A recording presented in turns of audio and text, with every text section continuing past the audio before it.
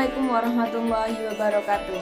Pada video saya kali ini, saya akan merangkum atau mereview materi-materi yang dibawakan saat PBAK 2021 UIN Maulana Malik Ibrahim Malang.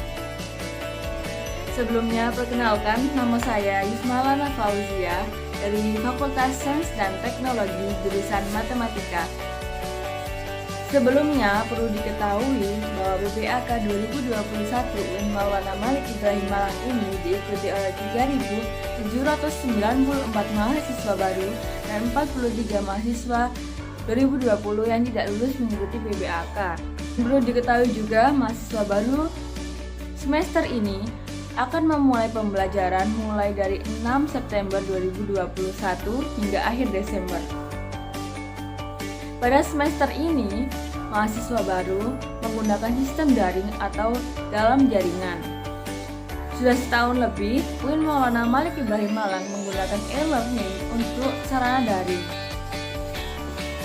Dan kemudian ada beberapa kegiatan akademik yang nantinya akan dilaksanakan oleh mahasiswa baru. Kegiatan-kegiatan tersebut yaitu: yang pertama, proses pembelajaran, pendidikan, dan pengajaran yang biasanya berlangsung minimal 8 semester, yang kurang lebih ada 150 sampai 160 SKS. Selanjutnya, penelitian baik skripsi tugas atau yang lain. Selanjutnya, pengabdian masyarakat baik itu PKL. PKL adalah praktek kerja lapangan di lembaga. Yang keempat, ujian komprehensif, ada ujian skripsi, yudisium, dan akhirnya nanti wisuda. Mata kuliah di UIN Maliki ini dijadikan sebagai pengembangan kepribadian yang merupakan ciri khas UIN Maulana Malik Ibrahim Malang, yang membedakan UIN Maulana Malik Ibrahim Malang dengan UIN-UIN yang lain. Perkuliahan yang nantinya akan dilakukan 6 September sampai akhir Desember akan melewati UTS dan UAS, di mana setelah UAS mahasiswa akan mendapatkan KHS. KHS yaitu kartu hasil studi, di mana di sana tertera IPK. IPK berpengaruh terhadap SKS. Semakin kecil IPK, semakin sedikit. Semakin besar IPK, maka semakin banyak. Harapannya, mahasiswa UIN Maliki aktif dan dapat menjadi manusia yang bermanfaat, yaitu khairun nas anfa'uhum linnas. Selanjutnya, materi ini dibawakan oleh Dr. Haji Ahmad Fathah Yasin, MAG.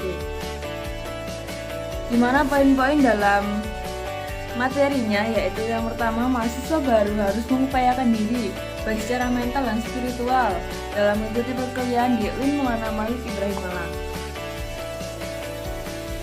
Orang yang memiliki mental spiritual yaitu memiliki 3 indikator, yaitu yang pertama, berpikir ilmiah. Berpikir ilmiah yaitu mahasiswa baru harus melandasi pikiran dengan pengetahuan umum dan agama. Jadi tidak hanya pengetahuan sains saja, tapi pengetahuan agama juga penting dan sangat berpengaruh dalam kehidupan. Yang kedua, berperilaku islami dengan tampil dengan style khas UIN Maliki Malang, yakni berpakaian islami, tidak berambut panjang dan berbicara dengan sopan, yaitu ciri khas kami. Yang terakhir, menjadi mahasiswa yang kreatif dan terampil. Lulusan UIN Maulana Malik Ibrahim Malang tidak hanya menjadi sekedar ustadz atau ahli agama, tetapi juga bisa menjadi yang lainnya. Kita harus bangga menjadi mahasiswa UIN Maulana Malik Ibrahim Malang, karena di universitas ini kita tidak hanya diajarkan ilmu pengetahuan, namun juga diajarkan ilmu agama, dari perpaduan dari ilmu sains dan ilmu agama. Selanjutnya kita membahas tentang DEMA. DEMA adalah Dewan Eksekutif Mahasiswa yang saat ini diketuai oleh Farhan Adi Murosadi, Fakultas Kedokteran dan Ilmu Kesehatan, jurusan Farmasi, dan diwakili oleh Ahmad Fawaid, jurusan Psikologi, Fakultas Psikologi. DEMA merupakan organisasi intrakampus atau OMI yang merupakan lembaga eksekutif mahasiswa di level universitas. Apa sih fungsi DEMA tersebut? Fungsi DEMA yaitu sebagai pelaksana program organisasi kemahasiswaan. Yang kedua, sebagai lembaga yang mengkoordinasikan dan menginstruksikan pelaksanaan kegiatan kemahasiswaan di tingkat universitas.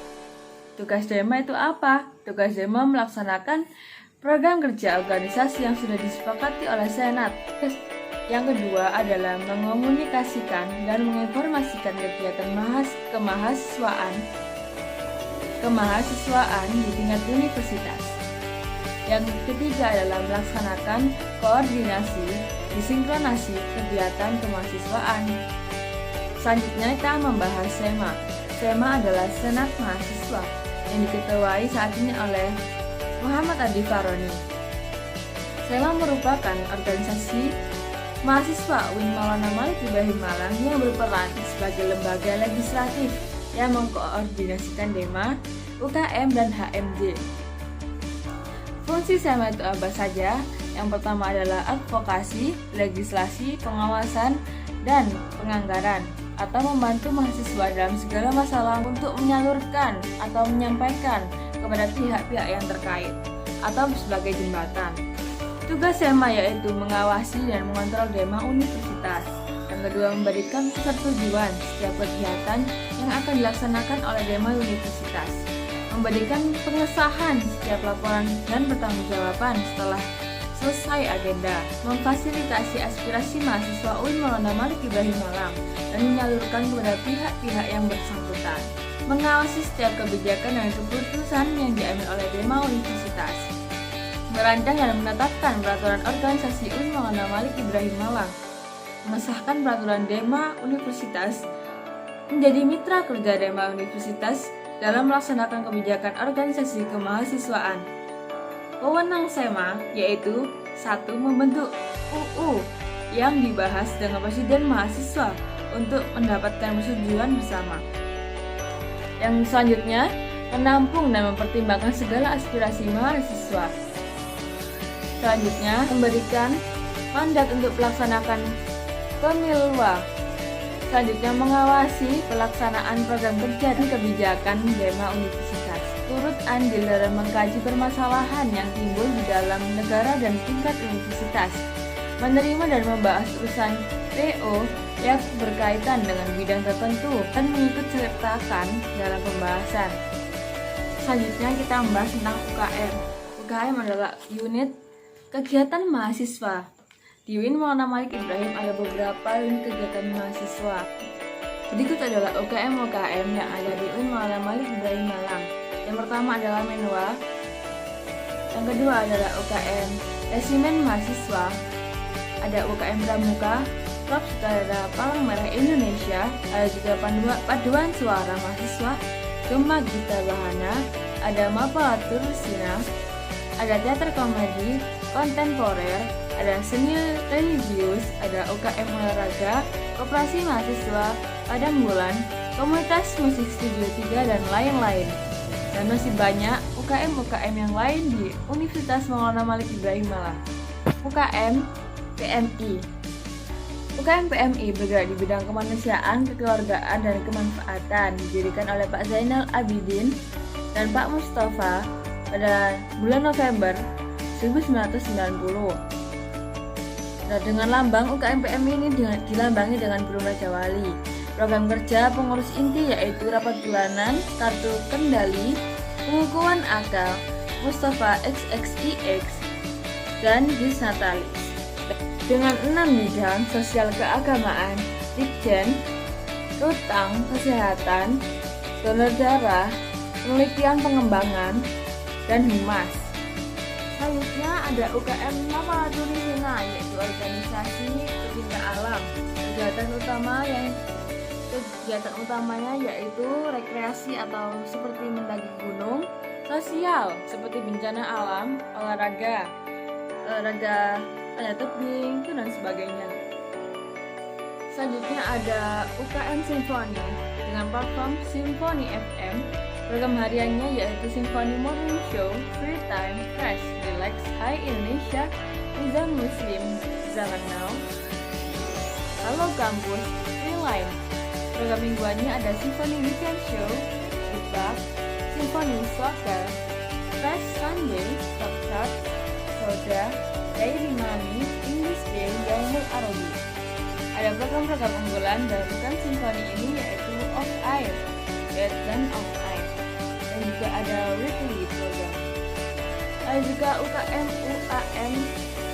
juga UKM UAPM Inovasi, unit kegiatan mahasiswa yang bergerak dalam bidang jurnalistik, didirikan pada tanggal 21 Maret 1985 di Malang, Jawa Timur dengan misi memihak kesadaran nurani filosofis.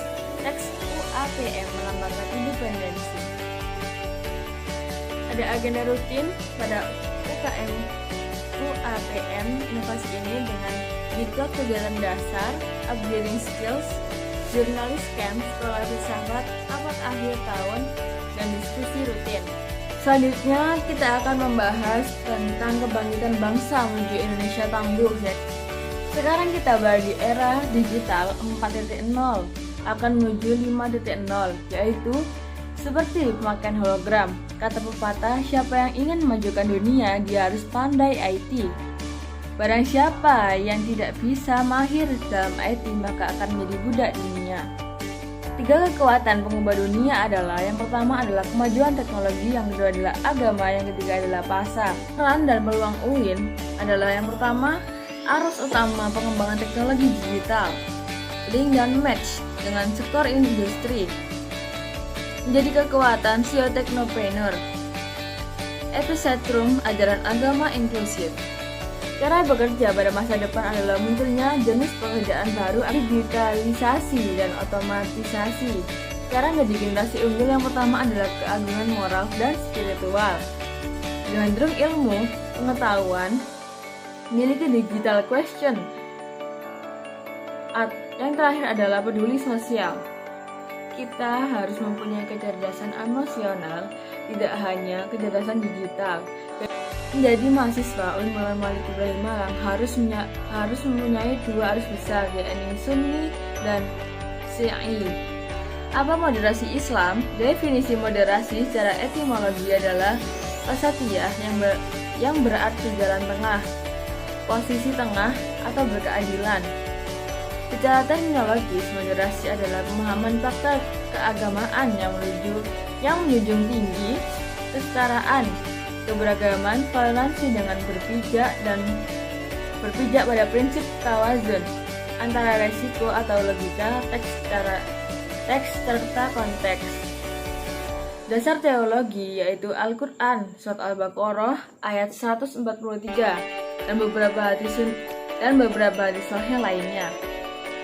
Kenapa moderasi di Indonesia itu penting? Karakter Islam sebagai agama rahmatan lil alamin yang lebih tinggi, keadaban Islam dan harmoni inter dan antar pemeluk agama. Historitas Islam di Indonesia. Karakter masyarakat Indonesia yang lekat dengan kesantunan dan harmoni, ideologi Pancasila dan mutu Bhinneka Tunggal Ika. Isu-isu politik yang terkait dengan Timur Tengah dan politik global secara langsung atau tidak dapat mempengaruhi pemahaman keberagamaan masyarakat Indonesia serta mengganggu agenda moderasi Islam seperti konflik Palestina dan Israel, Islam politik Arab Amerika, politik devotion, dan hipokrasi. Kemudian peran sebagai mahasiswa, yaitu mahasiswa harus memerankan diri sebagai agent of change dengan menguatkan dan mendesimisasi agenda moderasi.